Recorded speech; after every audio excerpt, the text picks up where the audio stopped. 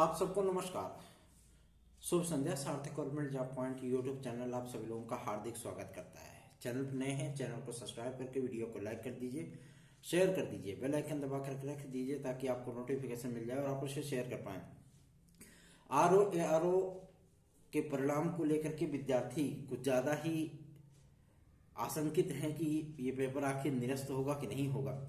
आज इस संबंध में हम सभी लोगों ने कई सांसदों से पत्रावली के माध्यम से उनसे संपर्क किया और उनको ज्ञापन आज सौंपा है। और सबसे बड़ी चीज ये होती है कि उन लोगों ने भी मुख्यमंत्री महोदय के सम्मुख आपकी बातों को रखने का आश्वासन दिया है। और मैं आप सभी लोगों को बता दूं, कैबिनेट मीटिंग में आज राज्यपाल से मिले हैं मुख्यमंत्री महोदय, क्योंकि सरगर्मियां तेज हैं भाई, लोकसभा का चुनाव है। तो अभी 50 या 60 नामों की लिस्ट आने वाली है आजकल में, ठीक है ना, जिनको टिकट मिलना है। और मंत्रिमंडल का विस्तार भी होगा, ठीक है। उसके बाद कैबिनेट मीटिंग होगी। क्यों? अब इस चीज को लेकर के आप लोगों को पता होगा कि एक घोसी विधानसभा क्षेत्र से एक लोग जो है चुनाव लड़े थे, उनका नाम है आदरणीय श्री दारा सिंह चौहान जी। आज उनको भी ज्ञापन प्रस्तुत किया गया क्योंकि वो भी मंत्री बनने चल रहे हैं कैबिनेट में, ठीक है ना। और उनको इन तमाम ज्वलंत मुद्दों को लेकर के, और राजभर साहब तो आइए हैं, ओम प्रकाश राजभर जी तो उनको भी आज विद्यार्थियों ने मिलकर के, बनारस की टीम ने मिलकर के उनको ज्ञापन सौंपा है। और उनसे कहा गया है कि मुख्यमंत्री महोदय के सम्मुख ये तमाम बातें रखी जाए और हम सभी लोगों की प्रक्रियाएं लगभग 4 साल से पेंडिंग है।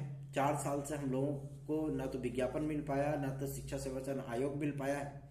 और इन तमाम परिस्थितियों में जो है विद्यार्थी जाए तो आखिर कहाँ जाए, है ना। तो उन्होंने भी आश्वासन दिया है कि अब केंद्रीय मंत्रिमंडल का विस्तार होने चल रहा है और कल की तारीख में या परसों की तारीख में मंत्रिमंडल का विस्तार होगा और राजभर जी और चौहान साहब ये दोनों लोग मंत्री बनेंगे, ठीक है ना। तो आप सभी लोगों को मैं बता दूं, उसके बाद कैबिनेट की मीटिंग होगी और मीटिंग में सारे विवाद आप सभी लोगों के सॉल्व हो जाएंगे। ये थी आज की लेटेस्ट अपडेट, जो कि आप सभी लोगों को पॉलिटिकल तो है लेकिन आप लोगों के लिए बेहतरीन भी है, क्योंकि पॉलिटिकल होने के साथ साथ आप सभी लोगों से काफी सारी उम्मीदें भी इसकी जुड़ी हुई हैं। टीजीटी पीजीटी 2024 के विज्ञापन के लिए भी आज माध्यमिक शिक्षा सचिव के पास जब हम लोग गए थे, उन्होंने कहा था कि जो हमारे पास पदों का पूरा आंकड़ा था, ठीक है ना, शिक्षा निदेशालय भेजे जा चुके हैं और पूर्ववर्ती भर्तियों के, मतलब जो पहली की भर्तियां है आपकी 2016 की है, 2021 की है, उसमें उन्होंने बताया है कि जो हाईकोर्ट का आदेश है उनमें सारी चीजों का डिक्लेरेशन होने के बाद जो पद हमारे रिक्त रह जाएंगे उन पदों को नए विज्ञापन में जोड़ने के संबंध में भी बातें आ रही सामने, ठीक है ना। और मैं आप सभी लोगों को बता दूं कि आप लोगों की याचिका पे कंटिन्यू अब सुनवाई चलेगी और आप सभी लोगों से निवेदन है कि जो विद्यार्थी अगर जुड़ना चाहते हैं फटाफट जुड़ जाए, क्योंकि आप सभी लोगों को मैं बता दूं इसमें विजयश्री हम लोगों की सुनिश्चित हो चुकी है, ठीक है ना। तो देर मत करिए, 97 इस व्हाट्सएप नंबर पर संपर्क करके हमसे जुड़ जाइए टीजीटी पीजीटी 2016-2021 के संदर्भ में, ठीक है। चलिए आगे बढ़ते हैं। अब बात करेंगे एक और महत्वपूर्ण मुद्दे को लेकर के, जो कि संबंधित है यूपीएसआई की वैकेंसी को लेकर के। यूपीएसआई के लिए आज मीटिंग होने चल रही है पुलिस प्रोन्नति बोर्ड की, क्योंकि महानिदेशक महोदया से मुख्यमंत्री महोदय ने जवाब तलब किया था कि आखिर ये पेपर लीक कहां से हुआ, कैसे दिक्कत हो गई, क्या चीजें हो गई। इसलिए मैं आप सभी लोगों को बताना चाहता हूं कि आप लोगों को इसमें चिंतित होने की आवश्यकता नहीं है और आज की तारीख में ये चीजें क्लियर हो जाएंगी कि आखिर यूपीएसआई का विज्ञापन जारी कब होगा। क्या ये लोकसभा चुनाव के पहले आएगा या लोकसभा चुनाव के बाद जाएगा। वैसे संभावनाएं 98% तक है कि आप सभी लोगों के इस विज्ञापन को लोकसभा चुनाव के पहले पहले जारी कर दिया जाएगा, अगर ये पुलिस कांस्टेबल वाला विवाद नहीं हुआ होता, ठीक है। तो ये विज्ञापन अभी तक आपका आ गया होता, आवेदन के लगभग 10 दिन बीत गए होते, ठीक है ना। लेकिन समस्या इस बात को लेकर के है कि आप लोगों का यूपी कांस्टेबल वाला विवाद हो गया। अब इस विवाद में छीछा लेदर हो गया चारों तरफ, कोई अधिकारी किसी तरीके से बोलने के लिए तैयार भी नहीं है। और आप सभी लोगों को पता होगा पुलिस प्रोन्नति बोर्ड में सारे के सारे आईपीएस अधिकारी होते हैं, है ना। तो अब भाई उनसे कोई चीजें पूछी जाती है तो स्पष्ट कह देते हैं कि जो शासन की मंशा होगी वो किया जाएगा। तो लेकिन आज जो ये मीटिंग होने चल रही है वो आप सभी लोगों के लिए बहुत ही ज्यादा महत्वपूर्ण होने चल रही है, क्योंकि यूपीएसआई के भविष्य का निर्धारण आज की ही तारीख में होने वाला है, ठीक है। और रही बात आपके शिक्षा सेवा चयन आयोग की, तो आप इसके लिए बिल्कुल भी चिंतित मत हो।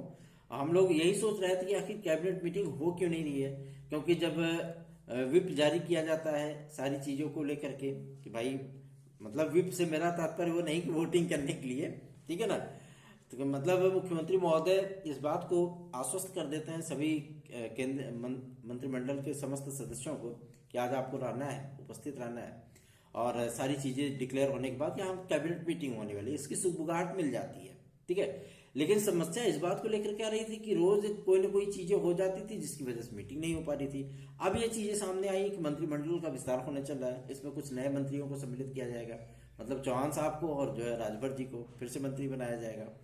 तो मंत्री बनाया जाएगा तो मतलब ये भी कैबिनेट मिनिस्टर होंगे कैबिनेट मिनिस्टर होंगे तो ये लोग भी मंत्रिमंडल में सम्मिलित होंगे, मंत्रिमंडल की बैठक में भी आएंगे। इसी वजह से आप लोगों की मीटिंग जो है वो डिले की जा रही थी।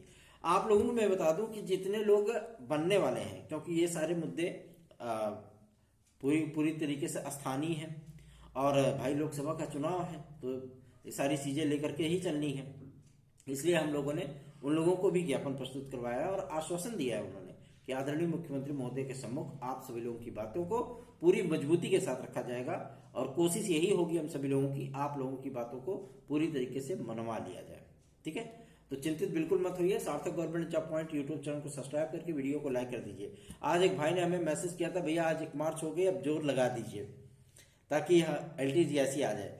तो मैं आप सभी लोगों को इस बात के लिए आश्वस्त करना चाहता हूँ, देखिए अधिकारी हो चाहे मंत्री हो, ठीक है ना, चाहे आपके विधायक हो, ठीक, सभी के सभी लोग कह रहे हैं कि LTGIC का विज्ञापन हम दे देंगे।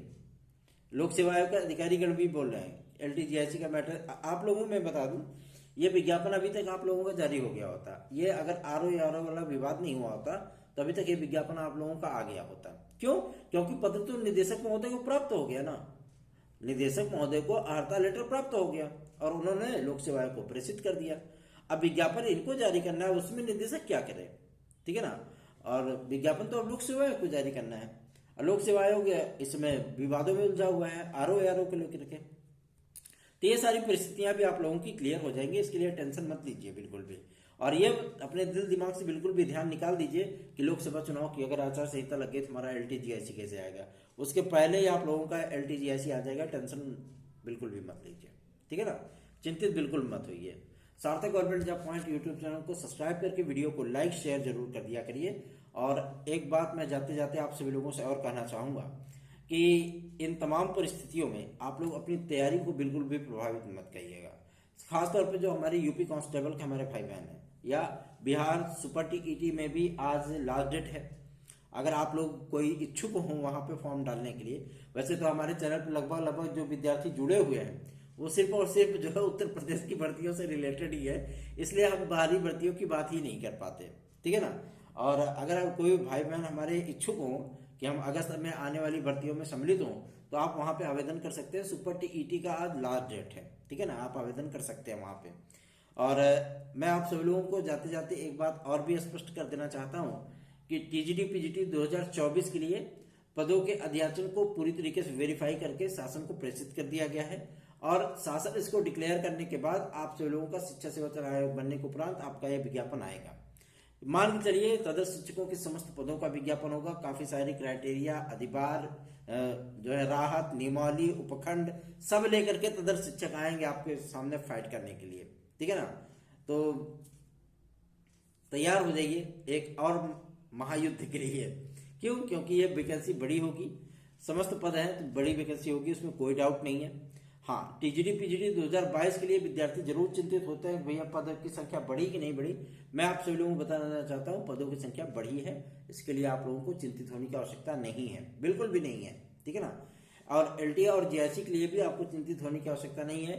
बहुत सी चीजें आप लोगों की आसान होने चल रही है और बहुत सी चीजें आप लोगों की गवर्नमेंट मानने भी चल रही है। क्या मानने चल रही है? आयु वर्ग को लेकर के ये सारी चीजें आपकी क्लियर कर दी जाएंगी।